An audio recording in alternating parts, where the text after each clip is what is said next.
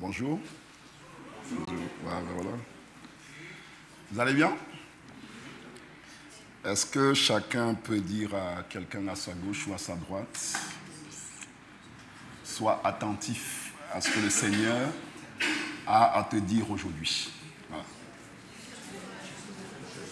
Sois attentif à ce que le Seigneur a à te dire aujourd'hui.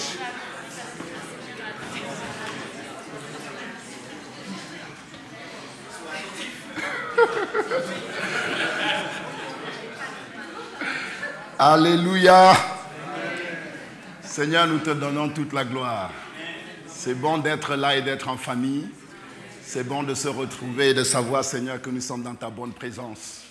Seigneur, merci pour ce temps de culte, la louange qu'on a fait monter vers toi, Seigneur. Et nous savons que tu prends plaisir à la louange de ton peuple. Parce que c'est en Christ, Seigneur, que cette louange t'est offerte. C'est pour ça qu'elle est acceptable à tes yeux.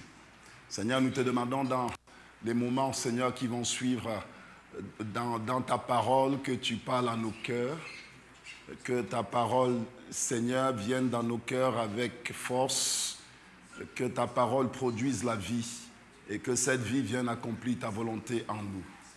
Nous voulons sortir d'ici, chacun de nous, avec l'assurance que nous avons entendu de ta part le message que tu as pour nous, Seigneur. Garde-nous des distractions. Permets que notre cœur soit focalisé à ton écoute. Décharge nos cœurs de ce qui nous pèse et qui pourrait nous distraire.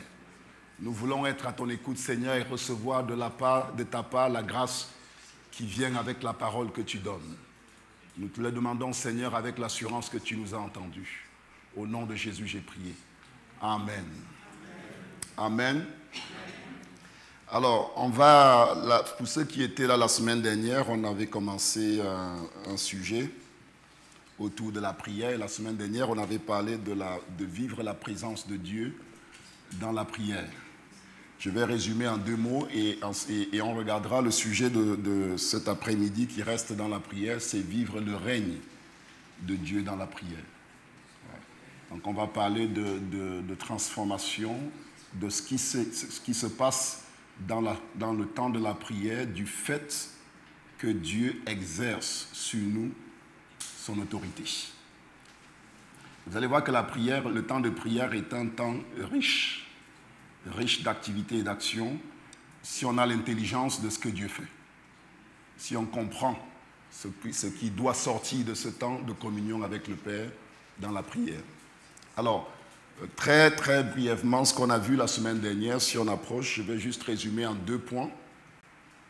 Prochaine slide.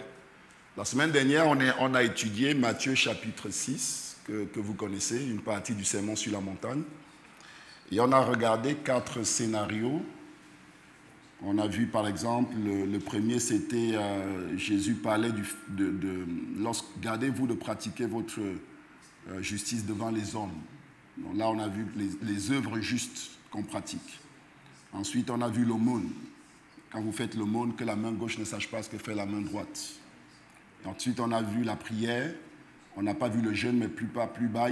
Donc il y a 4 scénarios qui sont décrits dans lesquels le Seigneur Jésus nous dit que malgré que ces choses sont des bonnes choses, c'est des bonnes choses, pratiquer la justice, faire l'aumône, prier et jeûner. Et le Seigneur nous dit qu'il est possible qu'on pratique ces 4 choses sans que le Père nous récompense. C'est ça qui nous révèle dans cette prière, qu'il est possible que même en faisant ce qui est bien, on ne reçoive pas la récompense du Père parce que ce qu'on fait ne découle pas de la relation intime que nous avons avec Dieu. Parce qu'on le fait pour être vu des hommes. On le fait pour que les hommes, pour recevoir la gloire des hommes. Et Jésus dit, gardez-vous de vivre de cette façon parce que le Père ne récompense pas ça. Ce que le Père veut, c'est que la vie qu'on vit soit gouvernée par la relation qu'on a avec lui et non pas parce qu'on veut recevoir de la part des hommes. Vous voyez, parce que quand on vit comme ça, on vit selon la chair, pour glorifier la chair, même en faisant des choses bonnes.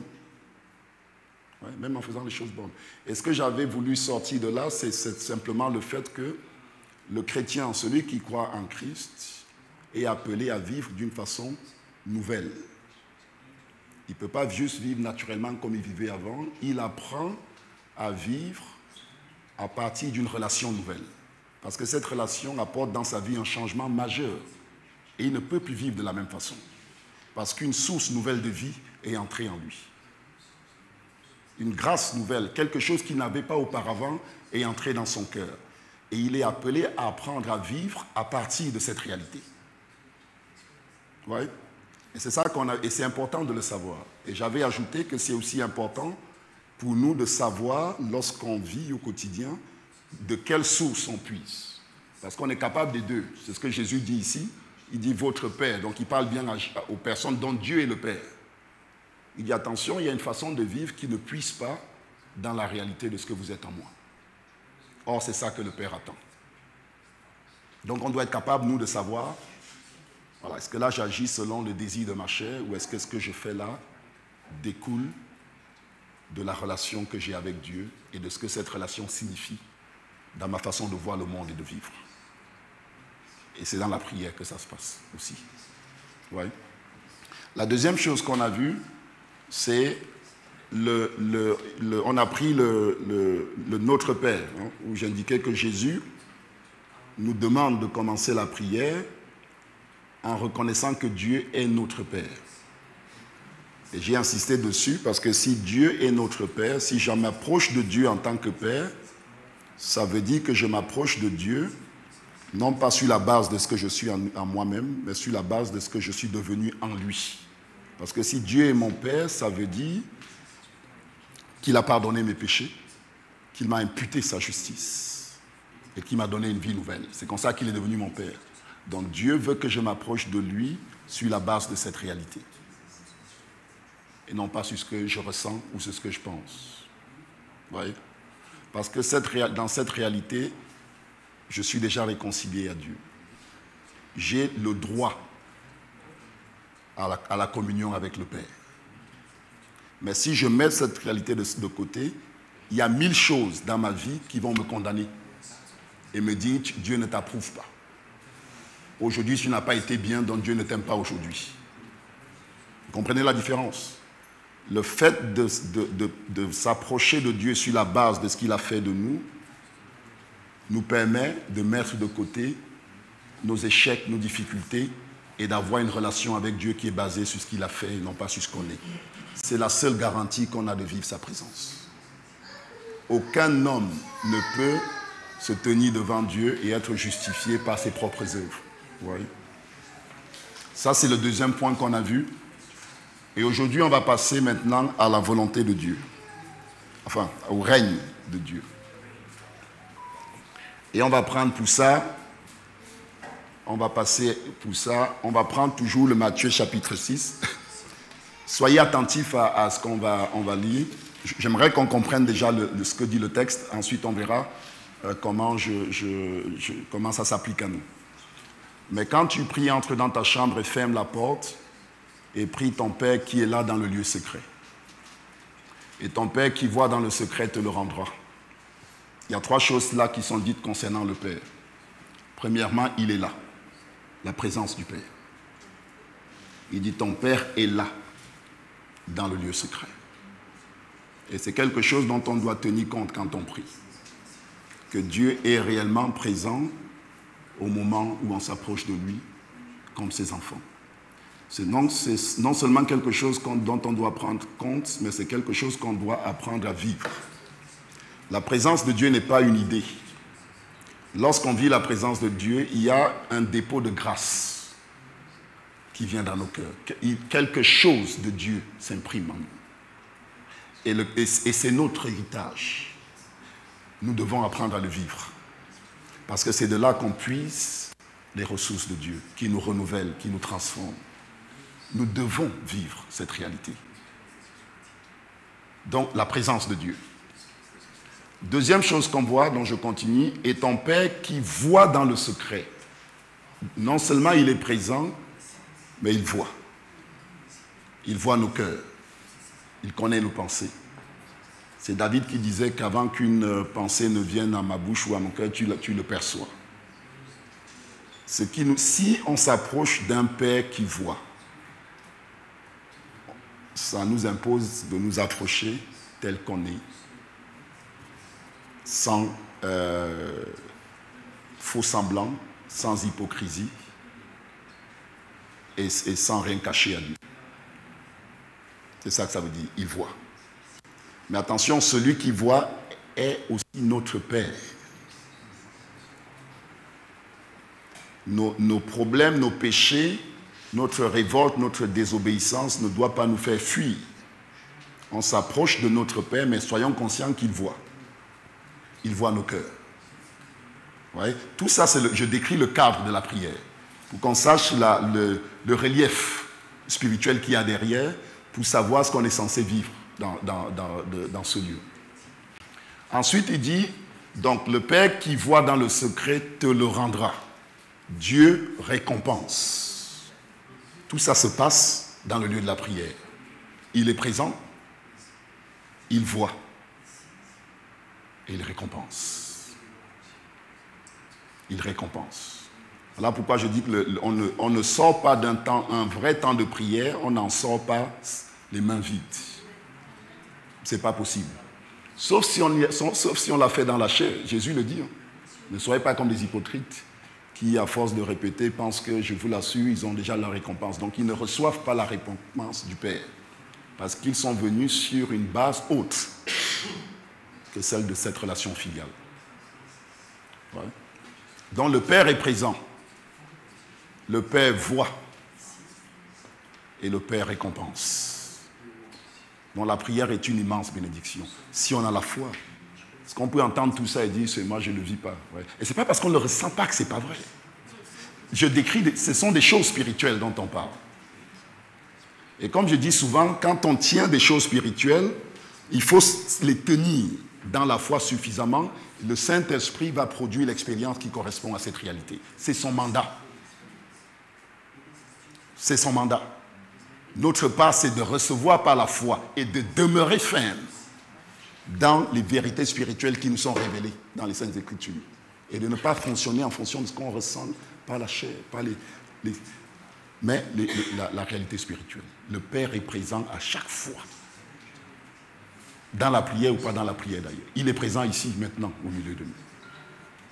Et ceux qui savent accéder dans cette réalité, le vivent.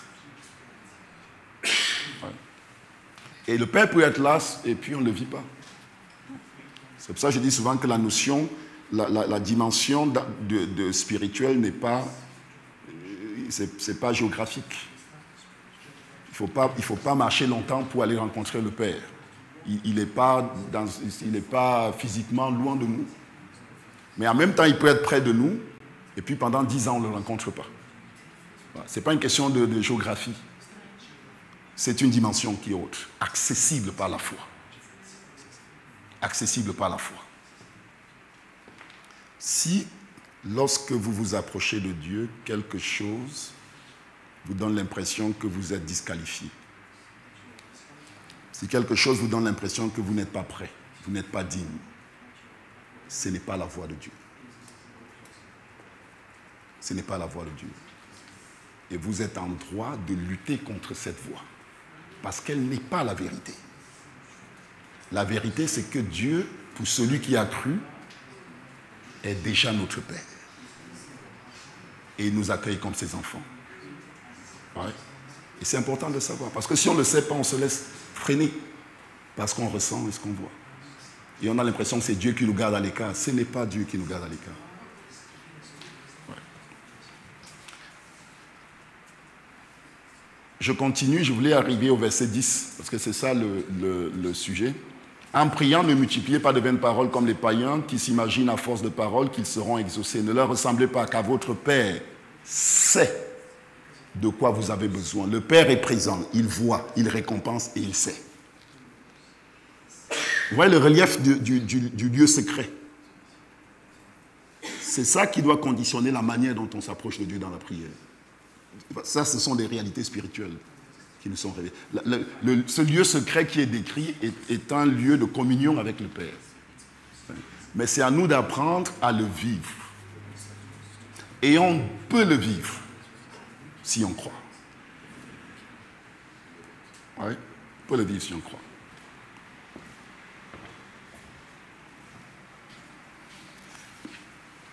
ne leur ressemblez pas parce que le Père sait ce dont vous avez besoin. Voici comment vous devez prier. Notre Père qui es aux cieux, c'est ce qu'on a vu. Que ton nom soit sanctifié. On ne l'a pas abordé. Mais c'est ça que j'aimerais apporter. Oh mon Dieu, je vois le... Que ton règne... Peut-être que j'avance. Que ton règne vienne.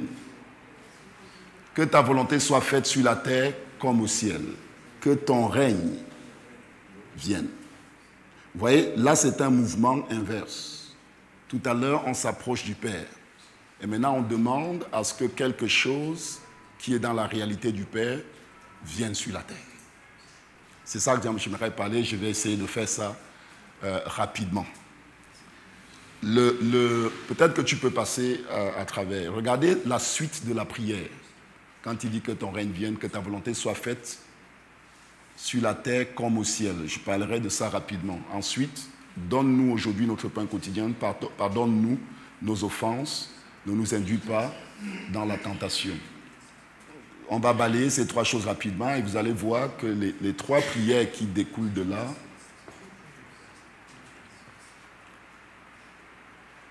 ce sont les prières d'un homme ou d'une femme qui, de son propre gré, a accepté de se soumettre au règne de Dieu. Donne-nous notre pain quotidien. Est-ce que quelqu'un aujourd'hui a besoin de Dieu pour assurer le pain quotidien? Il suffit de travailler. Vous êtes d'accord avec moi? Il n'y a pas besoin de... Tu travailles, tu te bats et tu as ton pain quotidien. Celui qui fait cette prière, c'est un homme qui accepte de dépendre de Dieu comme étant sa source. C'est un acte de soumission à l'autorité de Dieu. C'est quelqu'un qui accueille le règne de Dieu dans sa vie. Si vous lisez, tout à l'heure Thierry a lu la fin du chapitre 6 où il dit « Ne vous inquiétez de rien ». Tout ça, c'est la même logique qui suit. C'est la même logique qui suit. Si Dieu est mon Père, c'est de lui que vient ma sécurité, y compris dans les choses matérielles. Si votre sécurité est dans votre capacité à produire par vous-même, vous n'avez pas de sécurité. Et avec le monde qui commence à bouger comme ça bouge, votre cœur va bouger au rythme de l'économie. Quand ça va bien, vous êtes bien. Quand ça va mal, vous vous effondrez. Mais celui qui décide, parce qu'il a confiance dans ce qui s'est produit lorsque le Christ est venu dans sa vie, que le Père prend soin de lui, au point qu'il dit « Donne-moi aujourd'hui mon pain quotidien, alors que je travaille », c'est reconnaître le règne de Dieu dans nos vies. Ouais. Celui qui dit pardonne-nous nos offenses comme nous pardonnons aux autres, c'est quelqu'un qui accepte que sa vie soit régulée par la volonté de Dieu, dans la manière dont il interagit avec les autres. Un homme indépendant de Dieu, il te blesse, il n'a pas à demander pardon. Il n'a pas à... Pourquoi il s'excuserait? Un homme qui se sent dans l'obligation de pardonner, c'est un homme qui s'est soumis de lui-même au règne du Christ, qui comprend la position de Dieu concernant les relations et qui accepte que ça gouverne son cœur. C'est un homme qui vit sous l'autorité de Jésus.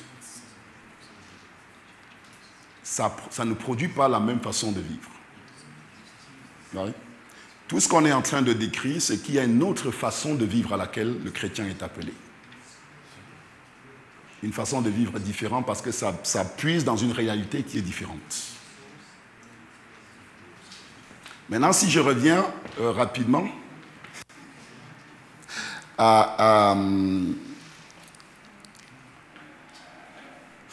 Reste là. Oui, c'est bien, parfait. C'est ça que je voulais, mais tu as compris sans que je le dise. Reste là. Donc, que ta volonté soit faite sur la terre comme au ciel.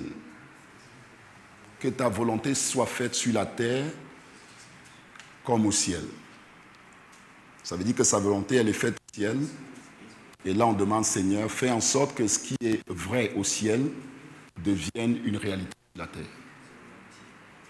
Et la question qu'on pourrait se poser, c'est, quand il dit sur la terre, c'est où? Que ta volonté soit faite sur la terre. C'est d'abord en nous. Le chrétien est le réceptacle du royaume de Dieu et il en est aussi l'instrument. Dieu accomplit d'abord sa volonté dans nos vies et il l'accomplit dans le monde à travers nos vies. Donc cette prière signifie que, et les choses qui sont dans le ciel sont des choses qui ont été accomplies pour nous en Christ. Dieu nous a bénis de toutes sortes de bénédictions dans les lieux célestes en Christ. La prière revient à dire que ce qui a été accompli en Christ devienne une réalité dans ma vie au quotidien. Donc le règne de Dieu. Et c'est comme ça que Dieu gouverne. Et c'est ça sa volonté. Que notre nouvelle identité en Christ trouve dans notre quotidien sa manifestation à travers les choses qu'on a vues tout à l'heure. Ouais. Quand le règne de Dieu vient dans ton cœur, ça change la manière dont tu abordes les choses matérielles, c'est ce qu'on vient de voir. Parce que tu acceptes d'entrer dans une autre façon de voir le monde et de vivre. C'est ce qu'on appelle le royaume de Dieu. Ouais. Le processus par lequel les réalités spirituelles célestes deviennent des réalités terrestres en nous, c'est ce qu'on appelle la croissance. La croissance. Ou l'expansion.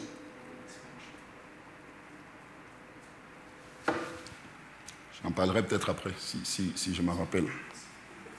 Ce qui n'est pas sûr. Maintenant, je vais parler rapidement, de deux principes importants. Je vais faire vite, mais c'est important. J'ai souvent parlé ici dans mes prédications du fait qu'on accède dans la présence de Dieu sur la base de la justice de Jésus.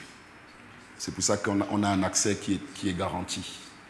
Et que Dieu ne nous laisse pas accéder à sa présence parce qu'on n'a pas de péché en nous-mêmes. Mais parce qu'on vient avec la justice d'un autre. Et ça, c'est vrai. Et ça, c'est fondamental. Maintenant, ce qu'on doit savoir, c'est que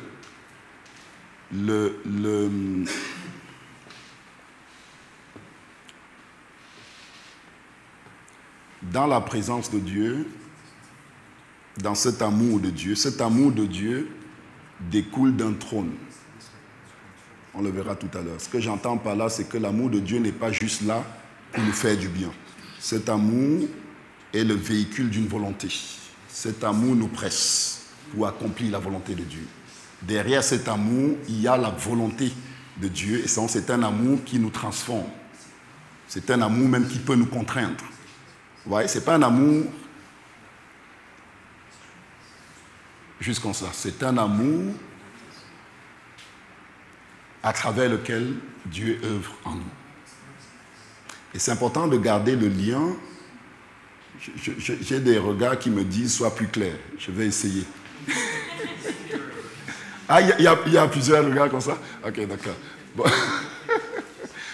Passons rapidement que je m'explique. S'il te plaît. Oui, la prochaine slide, Go. Encore. Je vais prendre un passage. Je donne deux passages, puis j'avance. Regardez ce que dit ce passage.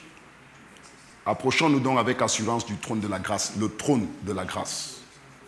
La grâce découle du trône de Dieu. Et qui dit trône, dit volonté. Qui dit trône, dit règne. Passons à la suivante. Ça, c'est Jérémie qui fait qui fait cette remarque. Il dit, il est un trône élevé dès le commencement, c'est le lieu de notre sanctuaire. Il dit, le lieu de notre sanctuaire, c'est un trône. Ok? Il dit, toi, qui es l'espérance d'Israël, ô Éternel, tous ceux qui t'abandonnent seront confondus, ceux qui se détournent de moi seront inscrits sur la terre, car ils abandonnent la source d'eau vive. Ouais, là, il associe le trône, le sanctuaire et la source d'eau vive. Les trois sont liés. Les trois sont liés. Ouais. Dieu est notre Père, mais aussi notre Roi. Et c'est important qu'on ait l'équilibre entre les deux choses. Si on vit l'amour de Dieu sans son règne, on va stagner. Parce qu'on ne va pas vivre de transformation. On va rester dans nos péchés. On ne va pas obéir à sa parole.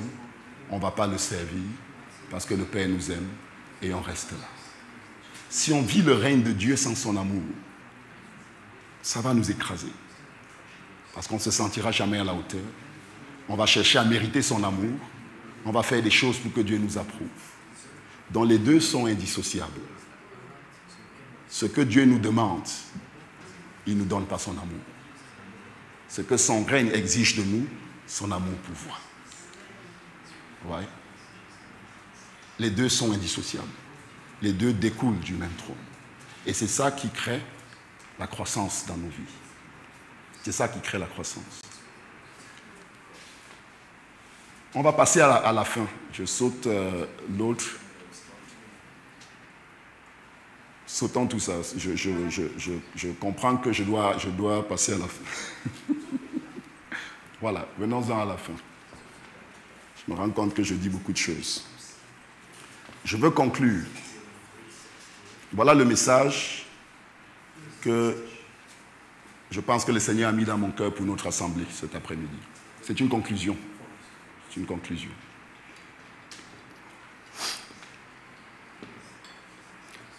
Lorsqu'on s'approche de Dieu dans la prière,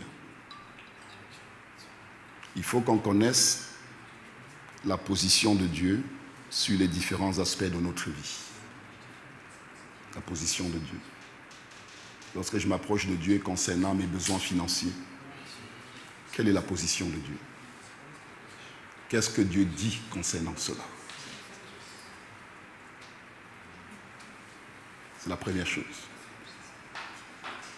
Connaître la position de Dieu. Je m'approche de Dieu parce que j'ai des problèmes dans mon couple. Qu'est-ce que Dieu dit concernant le couple? Qu'est-ce que Dieu dit concernant l'homme dans le couple? Qu'est-ce que Dieu dit concernant la femme dans le couple? Pourquoi cette question elle est importante? Le règne de Dieu. Dieu a une volonté. Il y a quelque chose que Dieu veut accomplir. OK. Et cette question va révéler notre cœur.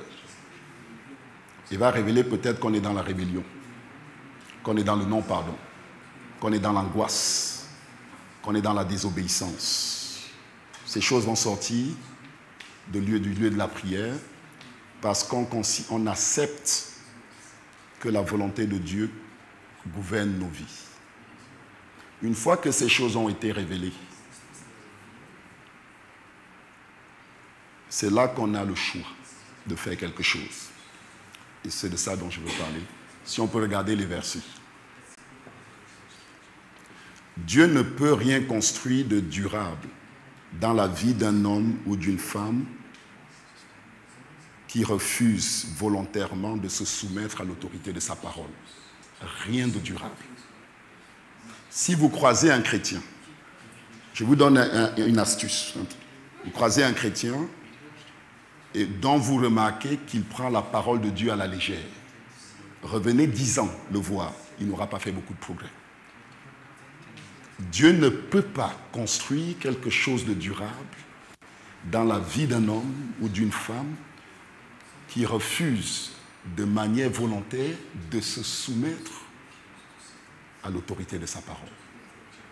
Si dans le lieu de la prière, tu t'aperçois que tu es dans le non-pardon et que c'est contraire à la position de Dieu, il y a deux choses à faire. Je reste sur ma position. Je ne me soumets pas à son règne. Je demeure dans son amour. Parce que son amour ne m'est pas acquis par mes œuvres. Mais je rejette le règne de Dieu dans mon cœur. Ça, c'est une façon de faire. Et celui qui fait ça va stagner. Court même le risque de se dessécher dans sa relation avec Dieu. Ouais, parce qu'il résiste à l'esprit. L'esprit va dans la direction de la position de Dieu. L'esprit va dans la direction de la volonté de Dieu. il y a des situations, beaucoup de situations qui se débloqueraient simplement par une obéissance à ce que Dieu nous demande. Ouais. Si je suis dans une position de résistance ou de rébellion et qu'à côté de ça, je prie, je jeûne pour changer les choses, il y a très peu de chances que ça marche. Parce que le Père à qui je prie règne, exerce un règne. Il a un plan et il veut nous amener dans une direction qui n'est pas la nôtre.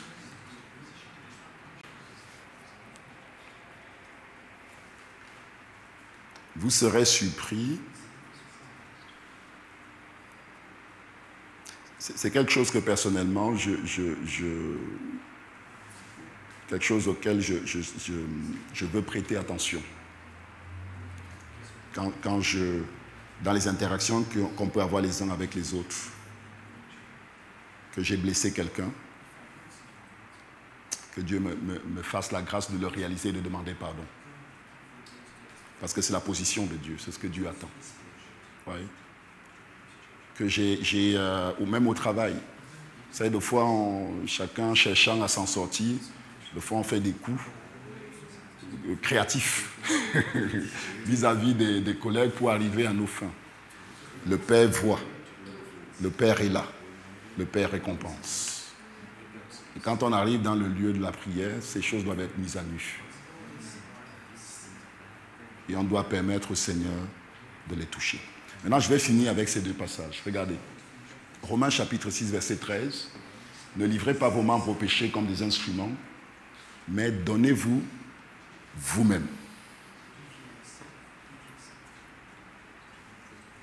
Donnez-vous vous-même. Ça veut dire que c'est volontaire. J'accepte et je choisis. Parce que l'amour de Dieu m'a touché, j'accepte que la parole de Dieu exerce son autorité sur moi. J'accepte de vivre sous l'autorité de sa parole, par moi-même. Donnez-vous vous-même à Dieu. C'est ça qui produit la transformation. Et tout ça se passe dans le lieu de la prière. Ouais. Vous voyez que la prière n'est pas juste un endroit où on vient dire des choses et puis on s'en va. C'est un lieu de transformation avec un relief qui est bien particulier que j'ai pris le temps de décrire et avec la volonté de Dieu qui est là et une transformation qui peut se mettre en œuvre. Celui qui ne prie pas, voyez bien que la discussion n'existe même pas. Ce qu'on dit là n'existe même pas. On n'est même pas encore là.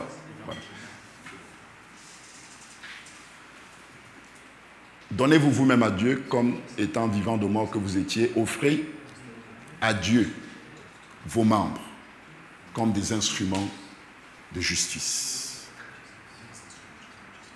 C'est ça ta position, Seigneur? Ah, dans ma situation de couple, moi j'avais cette position et j'avais cette mentalité. En fait, je n'ai pas raison, Seigneur, vis-à-vis de toi. Mais Seigneur, la situation me blesse. Mais toi, tu me demandes ça. Et je ne peux pas le faire. Mais je me livre moi-même à toi. Et c'est le travail de l'esprit d'établir le règne de Dieu dans mon cœur. C'est ce qu'on voit dans le deuxième passage. Si vous vivez selon la chair, vous mourrez. Mais si par l'esprit, vous faites mourir les actions du corps, vous vivrez. Par l'esprit.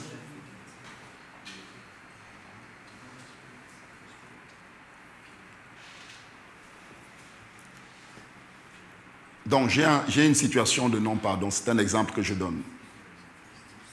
Je ne peux pas le cacher devant Dieu, puisque de toute façon, il voit. Et je sais qu'il est présent. Dans la prière, je dis, Seigneur, tu connais la situation. J'ai du mal avec ce frère. Et je n'arrive pas à lui pardonner, mais je connais ta position. Tu demandes à ce que je pardonne. J'en ai pas la force. Je n'ai pas envie, parce qu'on m'a fait du mal. Mais je me livre. Parce que je sais que la force dont j'ai besoin pour faire ce pas, je ne l'ai pas et je ne pourrai jamais l'avoir. Mais je suis en présence d'un Père qui m'a donné une vie nouvelle. Et dans cette vie, il y a les ressources dont j'ai besoin. je me livre à toi. Ça peut durer 3 mois de lutte. Mais ne quittons pas ce lieu, n'abandonnons pas ce sujet de prière jusqu'à ce que le règne de Dieu s'établisse. Autrement, si ça dure 10 ans et que Dieu n'a pas réussi à nous vaincre, on aura stagné pendant 10 ans. Le Père voit, le Père récompense. Ouais. La croissance spirituelle est fonction de notre obéissance à Dieu dans son amour.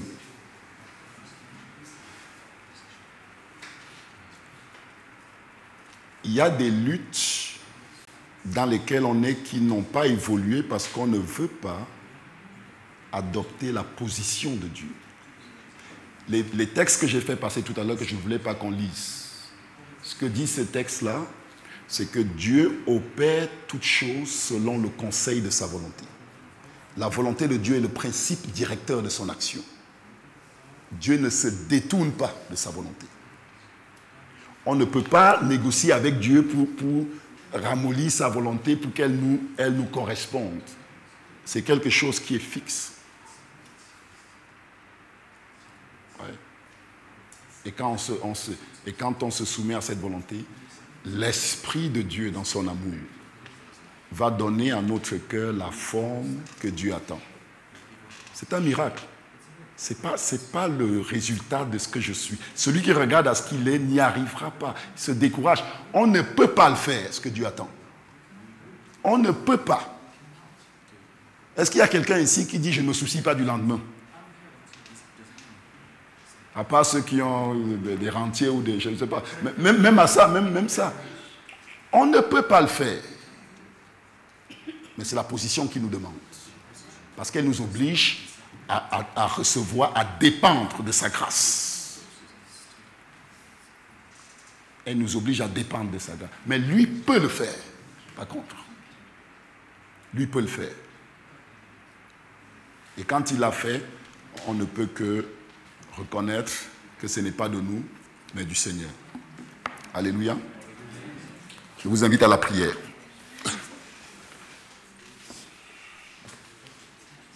Vous pouvez vous lever peut-être, on va prier, on va prendre quelques instants pour prier.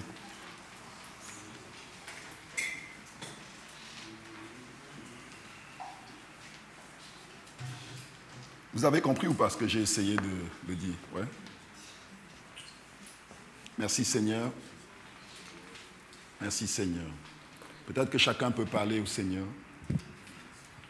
Quelqu'un peut s'expliquer, chacun peut élever la voix, parler au Seigneur et dites au Seigneur, Seigneur, je le souhaite. Je souhaite que ton règne vienne. Que ton règne vienne, que ta volonté soit faite dans mon cœur, telle qu'elle est faite dans le ciel. Dites oui au Seigneur. Que son règne vienne. Acceptez de laisser la position contraire, peut-être de rébellion ou de non-pardon dans laquelle vous vous trouvez, ou de résistance à ce que Dieu veut faire. Et dites au Seigneur, oui, que ton règne vienne. Exerce ton autorité sur ma vie librement, parce que je t'appartiens. Et c'est par son esprit que Dieu vient accomplir sa volonté.